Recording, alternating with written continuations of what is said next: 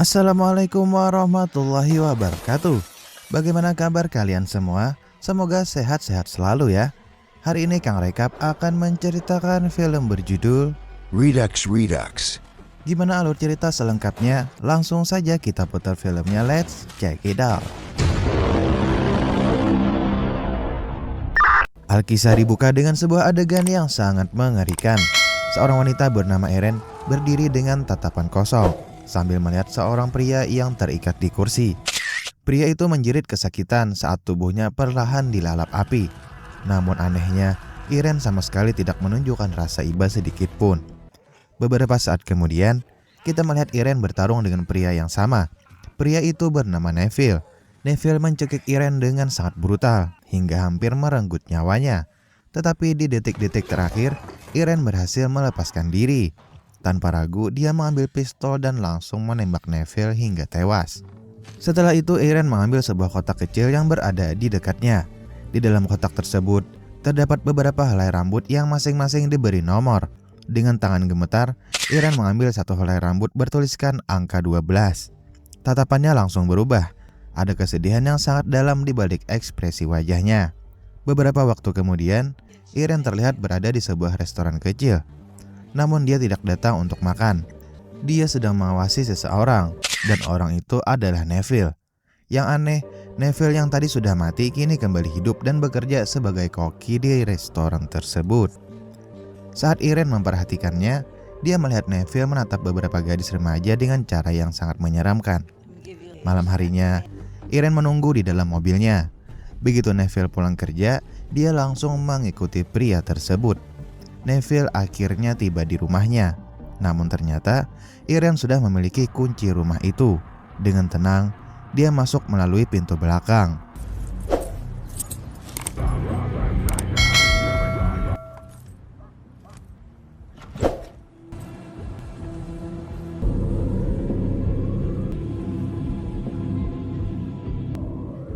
Dan tak lama kemudian, Eren menemukan Neville sedang tertidur di kamar.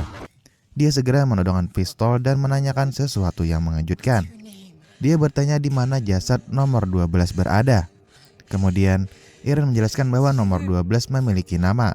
Namanya adalah Anna, seorang gadis yang hidup bahagia selama 14 tahun. Sebelum akhirnya bertemu dengan Neville. Neville berpura-pura tidak tahu apapun. Namun tiba-tiba, dia mencoba menyerang Eren. Sayangnya Eren jauh lebih cepat. Dia menusuk Neville lalu menembaknya hingga tewas sekali lagi. Setelah itu, Eren kembali mengambil helai rambut bernomor 12 dari kotaknya.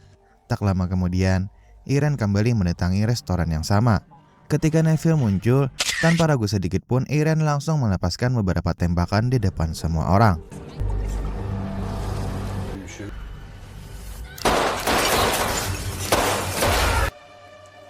Seluruh pengunjung panik dan berteriak. Tak lama kemudian, seorang polisi masuk ke restoran. Eren yang panik langsung melarikan diri melalui pintu belakang. Pengejaran pun dimulai. Mobil polisi terus memburunya tanpa henti.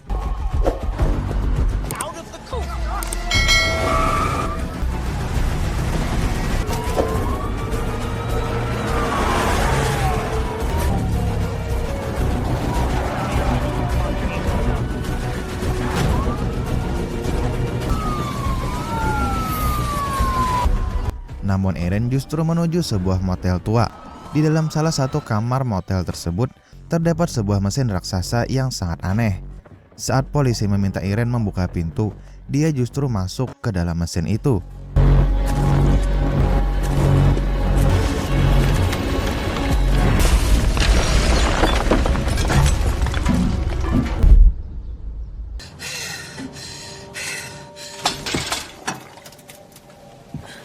Beberapa detik kemudian, Eren muncul kembali di tempat yang sama. Tetapi kali ini suasana di sekitarnya sangat tenang. Tidak ada polisi, seolah-olah semua yang baru saja terjadi tidak pernah ada. Eren kemudian berjalan menuju resepsionis motel dan memesan kamar yang sama. Dia bahkan mengatakan bahwa barang-barangnya sudah berada di dalam kamar tersebut. Malam harinya, Eren pergi ke sebuah rumah kosong. Dia membersihkan dirinya lalu memandang sekeliling rumah dengan tatapan sedih. Tak lama kemudian, Irene menghadiri sebuah kelompok terapi untuk orang-orang yang kehilangan orang tercinta. Di sana dia bertemu dengan seorang pria bernama Jonathan. Irene meminta korek api kepadanya. Namun Jonathan mengatakan bahwa dia sudah berhenti merokok sejak 2 minggu yang lalu. Sebagai gantinya, dia memberikan permen nikotin kepada Irene. Percakapan kecil pun dimulai. Tiba-tiba, Irene mengajak Jonathan pergi minum bersama. Jonathan terlihat sangat terkejut, tetapi akhirnya dia menerima ajakan tersebut. Di sebuah bar, Jonathan mengungkapkan bahwa dia kehilangan istrinya. Kehilangan itulah yang membuatnya bergabung dengan kelompok terapi tersebut. Irene pun akhirnya bercerita. Dia mengaku bahwa dirinya telah kehilangan putrinya sejak lama. Setelah beberapa gelas minuman, Irene membuat Jonathan semakin terkejut. Dia meminta Jonathan untuk membawanya pulang. Meskipun bingung dengan keberanian Irene, Jonathan tetap setuju. Tak lama kemudian, keduanya menjadi sangat dekat. Namun setelah semuanya selesai, Irene mengatakan sesuatu yang tidak masuk akal. Dia berkata bahwa ini bukan pertama kalinya mereka bertemu. Bahkan mereka juga bertemu minggu lalu dan minggu sebelumnya. Menurut Irene, mereka telah bertemu ratusan kali di berbagai dunia yang berbeda. Dia bahkan menunjukkan sebuah foto dirinya bersama Jonathan. Foto yang seharusnya tidak mungkin ada. Jonathan tentu sangat terkejut dan tidak percaya. Disinilah Irene akhirnya mengungkapkan rahasia terbesar dalam hidupnya. Selama bertahun-tahun, dia telah menjalani berbagai alam semesta paralel. Dia mencari satu dunia saja. Satu dunia di mana putrinya tidak pernah dibunuh. Namun sayangnya, setiap dunia yang dia kunjungi hampir selalu sama. Dan di semua dunia itu, putrinya tetap tidak bisa diselamatkan. Karena itulah, Irene harus melakukan satu hal yang sama, yaitu mencari Neville dan membunuhnya.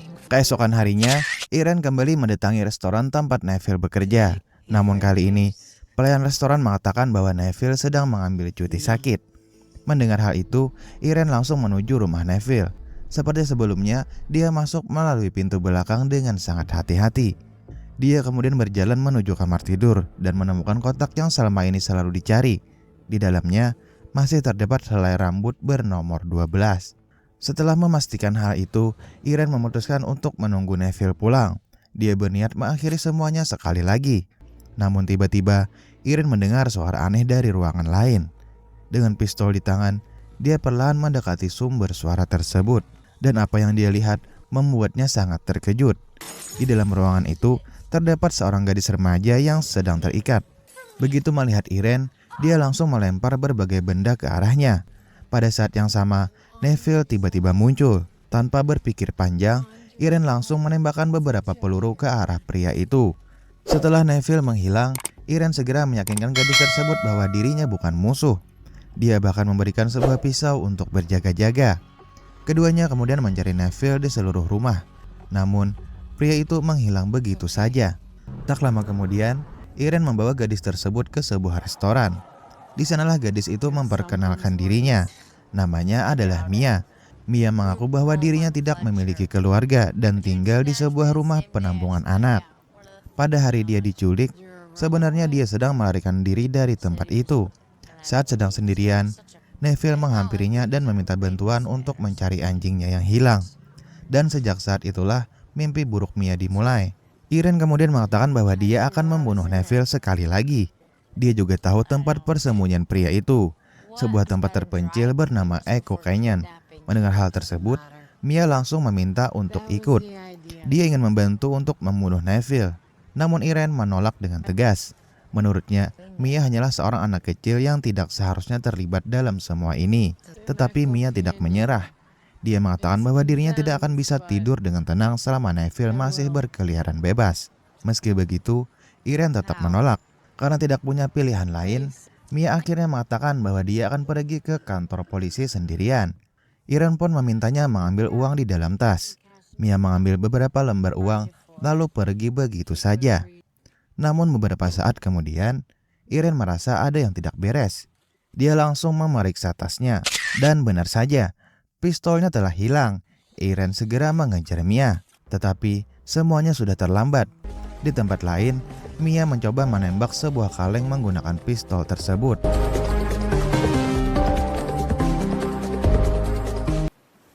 Namun ternyata pistol itu kosong. Hal itu membuat Mia semakin kesal. Dia kemudian pergi ke sebuah supermarket. Dengan cerdik, dia mengalihkan perhatian seorang pria, lalu diam-diam mencuri beberapa butir peluru dari keranjang belanja pria tersebut. You want a toilet? Right. Hey! Security! Shoplifter! Setelah berhasil, Mia langsung melarikan diri. Dia kemudian pergi ke jalan raya dan mencoba menumpang kendaraan menuju Echo Canyon. Tak lama kemudian, seorang wanita menghentikan mobilnya dan bersedia mengantar Mia. Dalam perjalanan, mereka sempat berhenti di sebuah restoran. Wanita itu mulai menanyakan berbagai hal tentang kehidupan Mia. Namun Mia memilih untuk tidak banyak bicara. Akan tetapi, sesuatu yang sangat mengejutkan terjadi. Mia melihat Irene berada di restoran yang sama. Dia langsung panik dan buru-buru bersembunyi di kamar mandi. Tak lama kemudian, Irene masuk dan menghadangnya. Irene meminta Mia untuk mengembalikan pistolnya. Tetapi sebelum percakapan mereka selesai, wanita pengemudi tadi ikut masuk. Dia mengira Irene sedang mengancam Mia. Bahkan dia mengancam akan memanggil polisi. Dalam situasi yang semakin rumit itu, Mia tiba-tiba mengatakan bahwa Irene adalah bibinya. Meski begitu, wanita tersebut masih terlihat curiga. Maka Mia melakukan sesuatu yang tidak terduga. Dia justru menuduh wanita itu sering menjemput anak-anak di jalan raya. Tuduhan tersebut membuat wanita itu marah dan akhirnya pergi. Setelah mereka tinggal berdua, Irene kembali meminta pistolnya. Dia juga memerintahkan Mia untuk pulang. Namun Mia menolak. Dia mengatakan bahwa jika Irene ingin pistolnya kembali, maka Irene harus membawanya ikut. Irene pun terdiam. Dia tahu bahwa dirinya sudah tidak punya pilihan lain. Akhirnya, dengan sangat terpaksa, dia mengizinkan Mia untuk ikut bersamanya. Tetapi ada satu syarat. Selama 24 jam ke depan, Mia harus menuruti semua perintahnya. Dalam perjalanan menuju Echo Canyon, mereka berhenti di sebuah toko kecil. Di sana Mia diam-diam mencuri sebotol anggur. Namun saat sedang berjalan, pandangannya tiba-tiba tertuju pada sebuah poster di dinding. Dia langsung membeku, karena poster itu adalah poster orang hilang miliknya sendiri. Mia tidak menyadari bahwa pemilik toko melihat aksinya mencuri. Pria itu langsung memarahinya dengan sangat keras. Irene mencoba menenangkan situasi, namun semuanya sudah terlambat. Pemilik toko memutuskan untuk menelpon polisi. Dan tepat pada saat itulah, seseorang masuk ke dalam toko. Orang itu adalah Neville. Begitu melihatnya, Irene langsung mengeluarkan pistol dan menembaknya. Tetapi Neville berhasil menghindar. Dia pun membalas tembakan tersebut. Situasi berubah menjadi sangat kacau. Pemilik toko juga mengambil senapannya sendiri. Namun sebelum sempat berbuat apapun, Neville menembaknya hingga tewas. Melihat hal itu, Irene segera mengambil senapan tersebut. Dia kemudian berteriak kepada Mia untuk lari dan bersembunyi di dalam bak belakang truk. Mia!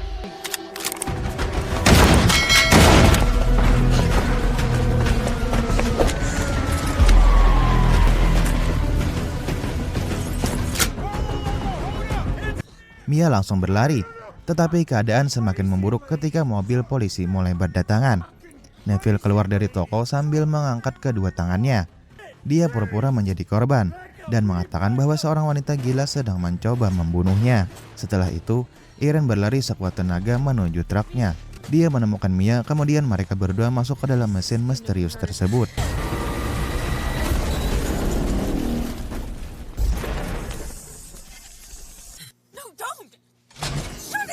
Dan beberapa detik kemudian, semuanya berubah.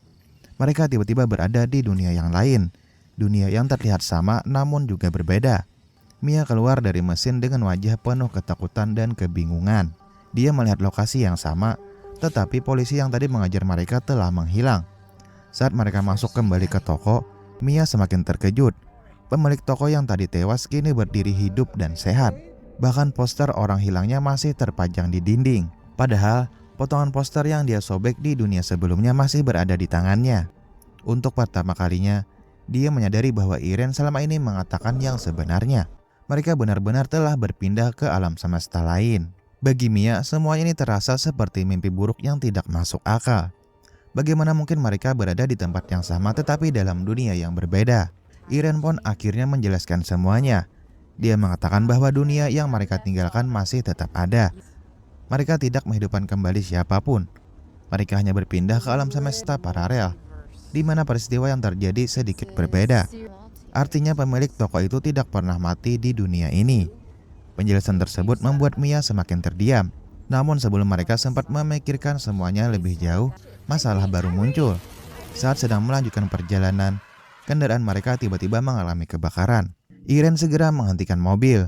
Dengan wajah frustasi, dia menyadari bahwa salah satu komponen penting mesin perjalanan mereka telah rusak. Malam harinya, mereka memutuskan untuk menginap di sebuah motel. Di sanalah Irene akhirnya mengungkapkan sesuatu yang sangat mengejutkan. Dia mengaku bahwa dirinya sudah membunuh Neville begitu banyak, sampai dia sendiri sudah tidak bisa menghitungnya lagi. Baginya, membunuh Neville sudah menjadi sebuah rutinitas. Dia bahkan memiliki jadwal khusus. Setiap hari Kamis, dia selalu mencari dan membunuh pria itu. Karena menurut pengalamannya, hari Kamis adalah hari Neville menerima gaji. Mia yang mendengar semua itu merasa ngeri sekaligus kagum. Dia kembali menawarkan bantuan, namun Irene tetap menolak.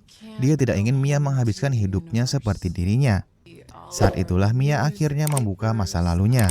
Sejak kecil, dia hidup berpindah-pindah dari satu panti asuhan ke panti asuhan lain. Dia sering dipukul dan disakiti. Karena itulah, untuk pertama kalinya dalam hidup, Mia ingin melawan balik. Mendengar pengakuan itu, Irene merasa iba kepada gadis tersebut. Namun dia menjelaskan bahwa ada masalah yang lebih penting. Jika mesin itu tidak segera diperbaiki, maka mereka akan terjebak di dunia ini selamanya. Dan satu-satunya cara memperbaikinya adalah dengan mencari penyelundup antar alam semesta. Keesokan harinya, Irene mulai mencari petunjuk. Dia membuka sebuah koran tua. Di dalamnya terdapat iklan-iklan aneh yang ditulis menggunakan kode rahasia. Setelah beberapa saat, Irene berhasil memecahkan kode tersebut. Dia menemukan sebuah nomor telepon tersembunyi. Saat dihubungi, seseorang memberikan koordinat sebuah lokasi terpencil. Dan tanpa membuang waktu, Irene beserta Mia langsung menuju tempat itu. Setelah menempuh perjalanan panjang, mereka tiba di sebuah wilayah kosong di tengah padang pasir. Tiba-tiba, Irene menyadari adanya kamera pengawas yang tersembunyi. Dia langsung menatap ke arah kamera tersebut, kemudian memperkenalkan dirinya. Dia mengatakan bahwa dirinya berasal dari Universe 00 dan sedang mencari sebuah file core untuk memperbaiki mesinnya. Tak lama kemudian, sebuah pintu bunker rahasia terbuka. Dari dalamnya, keluar seorang pria bernama Travis. Dia mempersilahkan Irene dan Mia untuk masuk. Menurutnya, rekannya akan segera datang. Dan beberapa saat kemudian, seorang wanita bernama Billy muncul. Begitu melihat mesin milik Irene, Billy langsung terkejut. Dia bertanya apakah Irene membutuhkan bantuan untuk berpindah dunia. Namun Irene menjelaskan bahwa dia sudah memiliki mesin sendiri. Dia hanya membutuhkan file core baru. Mendengar hal itu, Billy semakin tertarik. Dia bahkan menawarkan sesuatu yang sangat menggiurkan. Jika Irene mau menjual mesinnya, maka mereka akan memberikan akses perjalanan antar dunia tanpa batas. Namun Irene menolak mentah-mentah. Baginya, mesin itu jauh lebih berharga daripada apapun. Akhirnya, Billy menunjukkan file core yang mereka miliki. Namun harga yang ditawarkan sangat mengejutkan, yaitu $10.000. Irene pun langsung marah.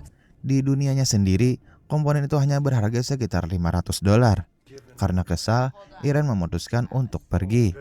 Tetapi Billy segera menahannya. Dia menawarkan sebuah file core bekas dengan harga lebih murah, yaitu $2.200. Dengan terpaksa, Irene menyerahkan seluruh uang yang dimilikinya. Namun setelah menerima uang tersebut, Billy dan Travis justru keluar dari bunker. Dan tiba-tiba mereka mengunci pintunya dari luar.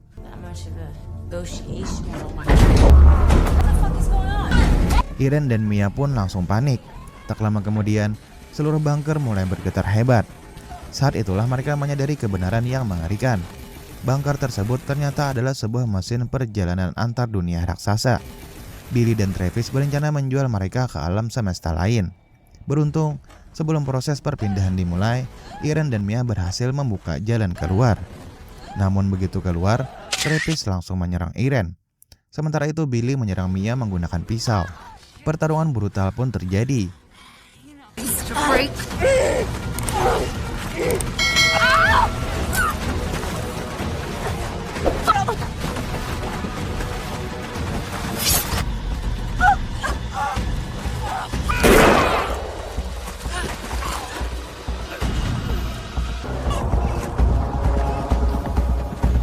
Irene kemudian mengarahkan pistolnya ke Billy. Tetapi sebelum dia menembak, Mia memintanya untuk menghentikannya. Akhirnya mereka berdua meninggalkan tempat itu. Saat berada di dalam mobil, Mia tersenyum kecil. Dia kemudian menunjukkan sesuatu yang diam-diam telah dia curi sebelumnya, yaitu file core. Ternyata sejak awal, Mia sudah mengambil komponen itu tanpa diketahui siapapun. Untuk pertama kalinya setelah sekian lama, Irene benar-benar tampak terkesan pada seseorang. Malam itu, mereka pergi menuju sebuah rumah tua. Rumah yang dulunya adalah rumah Irene sendiri. Menurut Irene, rumah itu selalu kosong di hampir setiap alam semesta. Karena setelah kehilangan putrinya, dia tidak pernah sanggup tinggal di sana lagi. Sementara Mia membersihkan dirinya, Irene mulai memperbaiki mesin perjalanan miliknya menggunakan file core baru. Namun tanpa sengaja, dia menemukan sebuah kartu peringatan kematian, dan nama yang tertulis di sana membuatnya terkejut. Nama itu adalah Irene. Mia akhirnya menyadari sesuatu yang sangat mengerikan. Di alam semesta lain, Irene telah meninggal dunia. Tak lama kemudian, Irene memergoki Mia yang sedang memegang kartu tersebut. Namun anehnya, Irene sama sekali tidak terlihat terkejut. Dengan wajah datar, dia justru mengungkapkan sebuah kenyataan yang lebih mengejutkan lagi. Menurut Irene, di setiap alam semesta yang pernah dia kunjungi, dirinya selalu ditemukan dalam keadaan meninggal dunia. Anehnya, dia sendiri tidak pernah mengetahui penyebab kematiannya itu. Pengakuan itu membuat Mia semakin bingung. Lalu dia bertanya mengapa hanya Irene yang bisa melakukan semua ini. Mengapa dirinya berbeda dari orang lain? Untuk pertama kalinya, Irene menjelaskan asal-usul semuanya. Dia mengatakan bahwa dunia asalnya adalah satu-satunya dunia yang berhasil menemukan teknologi perjalanan antar alam semesta. Teknologi itulah yang memberinya harapan untuk menemukan putrinya kembali. Namun, selama bertahun-tahun melakukan perjalanan, Irene menyadari satu hal yang menyakitkan.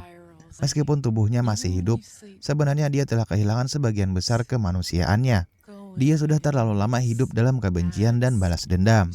Karena itulah, Irene mencoba memperingatkan Mia. Dia tidak ingin gadis itu mengikuti jalan hidup yang sama seperti dirinya. Namun Mia memiliki pendapat berbeda. Menurutnya, Neville tidak pantas untuk hidup di dunia manapun. Dan siapapun yang pernah menjadi korban pria itu berhak mendapatkan keadilan. Pada malam harinya saat Mia tertidur lelap, Irene diam-diam meninggalkan rumah. Dia memutuskan untuk menyelesaikan semuanya sendirian. Sekali lagi, dia pergi menuju rumah Neville. Dengan langkah perlahan, Irene masuk ke dalam rumah tersebut. Dia menemukan kotak yang selama ini selalu dia cari. Namun kali ini ada sesuatu yang berbeda. Di dalam kotak tersebut terdapat helai rambut hitam dengan label angka 13. Melihatnya, Irene langsung membeku karena dia memahami arti dari nomor tersebut. Nomor 13 adalah Mia. Artinya di alam semesta ini, Mia telah menjadi korban Neville. Dengan jantung berdebar, Irene berjalan menuju kamar mandi. Dan di sanalah dia menemukan kenyataan yang paling ditakutinya.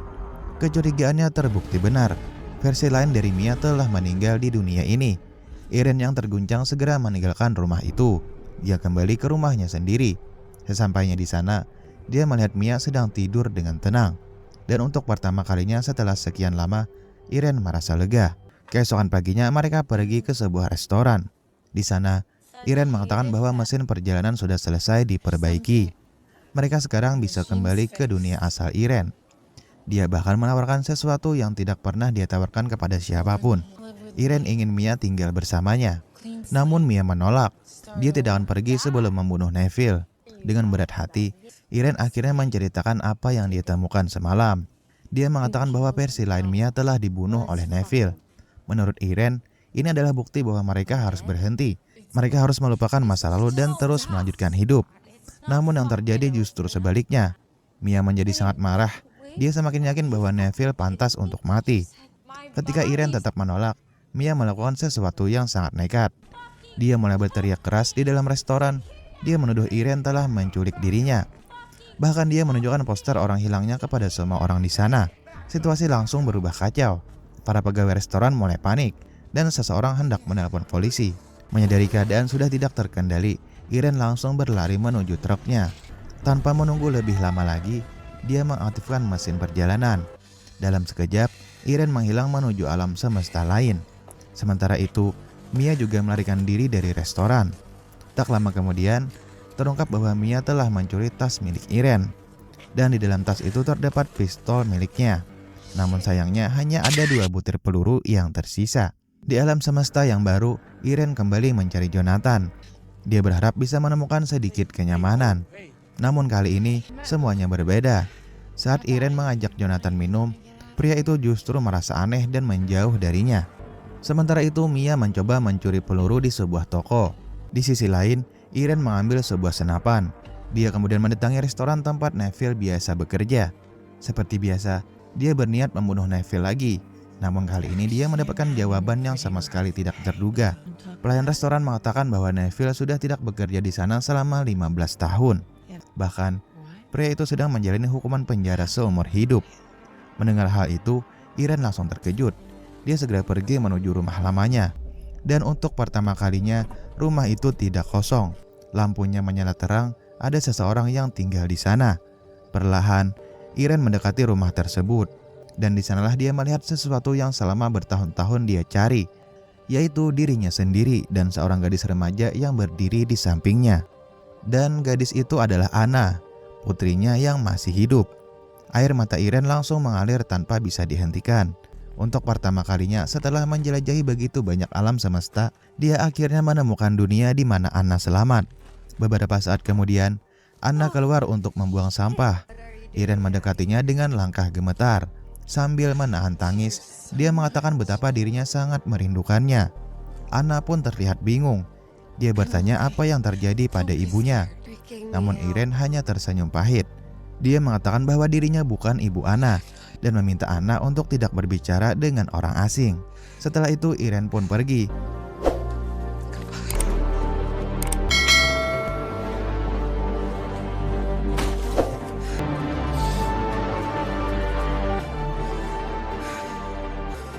Karena dia tahu kebahagiaan itu bukan miliknya.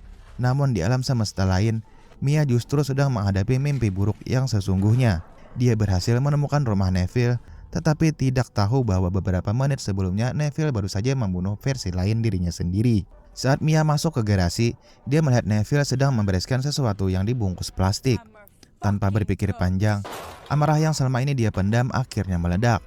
Mia langsung mengarahkan pistolnya dan menembak Neville tepat di bagian bahunya. Namun Neville bukanlah orang biasa. Meskipun terluka, dia tetap mampu bergerak dengan sangat cepat. Dalam hitungan detik,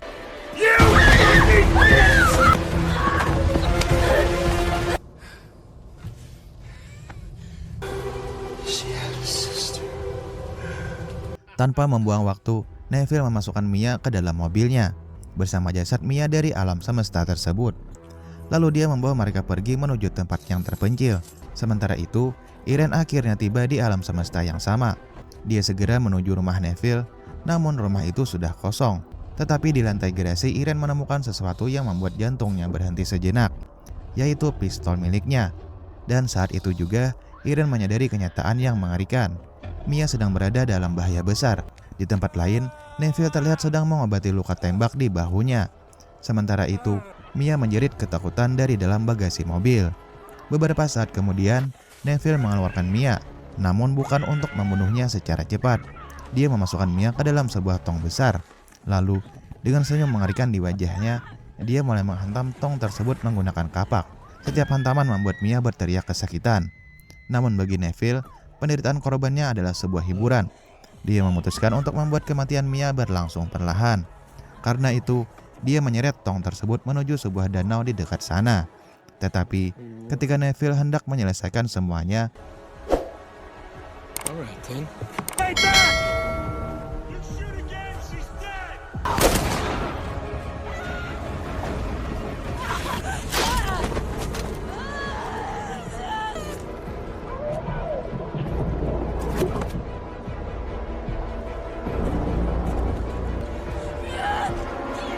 sementara itu, Neville berjalan perlahan mendekati Irene. Dengan santai, dia menyeret tubuh Irene menuju danau. Dan untuk pertama kalinya, Neville akhirnya mengenali siapa Irene sebenarnya. Dia menyadari bahwa Irene adalah ibu dari salah satu korbannya. Dengan senyum dingin, Neville mengatakan bahwa sebentar lagi Irene akan bertemu kembali dengan putrinya. Lalu, dia melemparkan Irene ke dalam danau. Pada saat itu semuanya tampak telah berakhir.